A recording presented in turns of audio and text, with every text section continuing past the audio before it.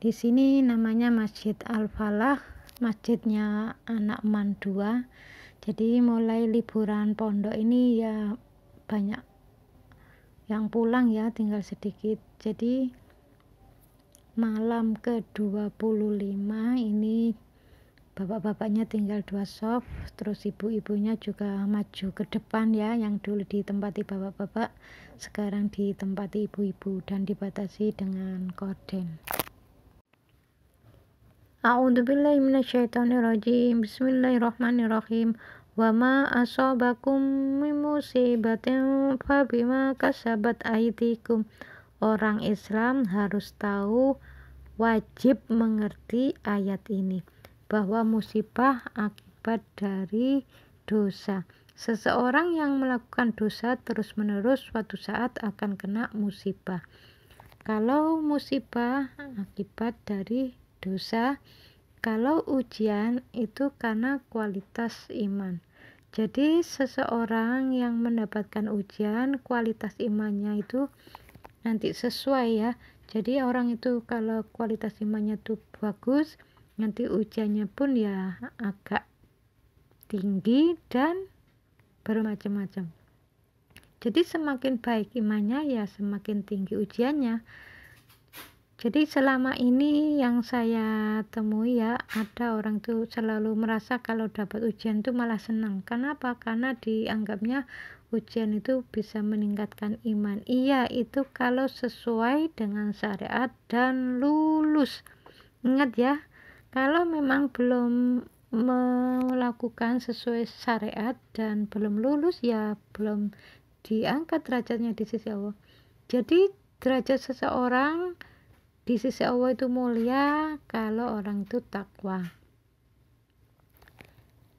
Selama ini orang menganggap kalau ujian orang itu berarti nanti derajatnya naik di sisi Allah. Derajat yang mana? Kalau sesuai syariat dan lulus. Ingat ya, kalau tidak sesuai syariat dan tidak lulus ya tidak akan meningkat. Ya belum dinaikkan derajatnya. Jadi derajat seseorang itu bisa naik di sisi Allah kalau lulus.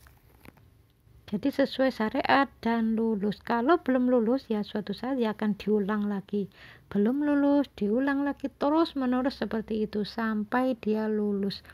Ya bisa saja diganti ya nanti misalnya ujiannya itu sudah bertahun-tahun diberikan sakit ya, diberi sakit belum sembuh, suatu saat ya akan diganti, bisa saja diganti dengan ujian yang lain.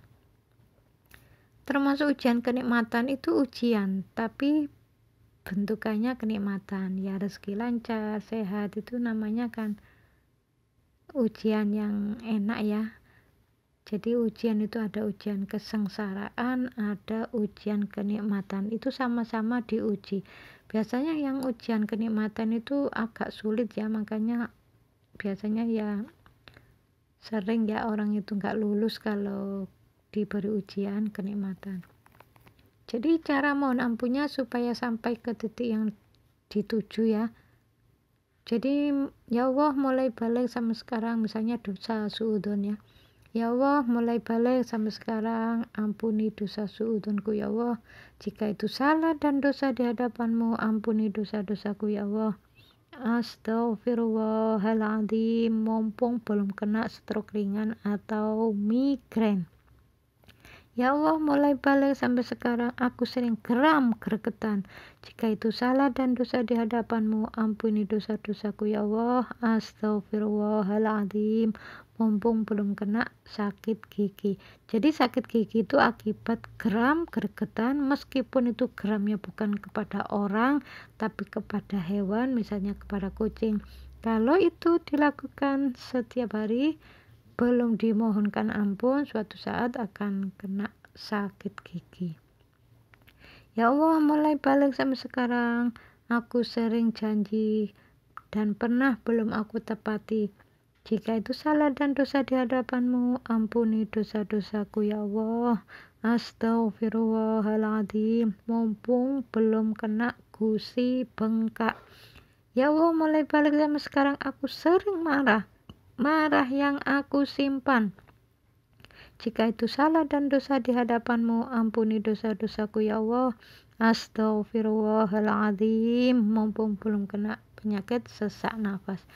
Ya Allah, mulai balik sampai sekarang aku sering menyimpan marah kepada orang tua, kepada anak. Lanjut setelah menikah menyimpan marah dan jengkel yang sangat kuat kepada pasangan, kepada anak, kepada mertua.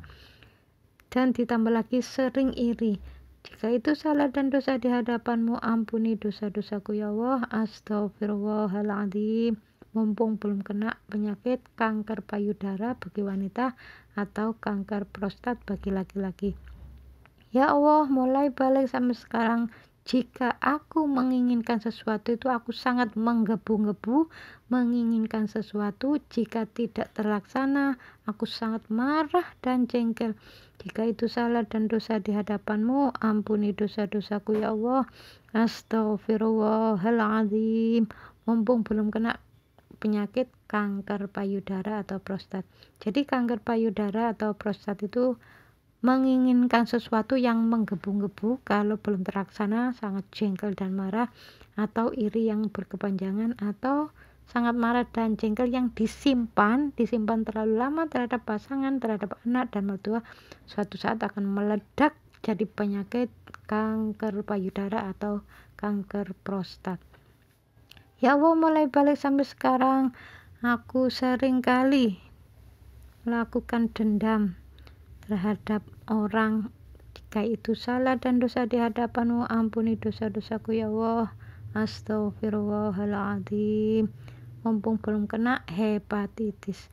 Ya Allah, mulai balik sampai sekarang aku sering semaunya sendiri, baik itu makanan, minuman, atau orang lain minta pertolongan, nggak mau langsung ditolong. Misalnya ibunya minta pertolongan, ini tolong ya jemurkan baju ibu ya, nanti aku maunya nanti, pokoknya nanti, kalau sekarang nggak mau.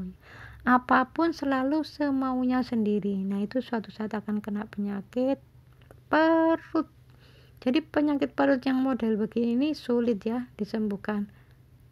Ya kalau sudah tahu ilmunya, ya kalau memang itu penyebabnya dari akhlak yang kurang baik di mata Allah, ya harus akhlak diperbaiki. Jadi kalau bunda cara mohon ampunnya itu seperti itu. Ada keterangannya dalam Al-Quran, orang itu baca istighfar 70 kali sampai 100 kali belum diampuni. Mengapa? Ya karena masih melakukan perbuatan syirik. Musyrik itu orangnya, syirik itu perbuatannya. Jadi dosa-dosa syirik yang belum dimohonkan ampun nanti bisa terbawa sampai meninggal. Jadi caranya harus diputus. Wala nudhiqannahum minal adabil adna dunal adabil akbar la'allahum yarji'un. Jadi aku timpakan siksa kecil di dunia yang berbentuk sakit sebelum siksa besar di akhirat. Jadi kalau menurut ayat ini orang sakit itu bisa masuk neraka. Makanya sebelum masuk neraka harus diputus agar tidak lanjut sampai ke alam akhirat. Jadi manusia itu dia itu diberi sakit itu sinyal.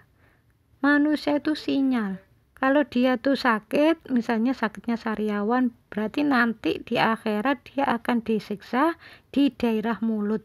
Makanya sebelum terbawa sampai ke akhirat harus dimohonkan ampun.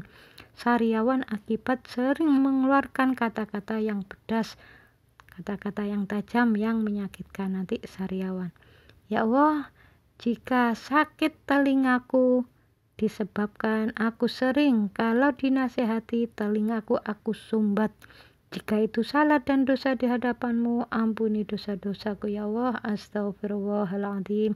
Mumpung belum kena sakit tuli, biasanya cuma hanya sekedar mengiang-iang ya, terus lanjut sakit, terus lanjut lagi, biasanya sampai tuli, ke tingkat yang lebih parah yaitu tuli.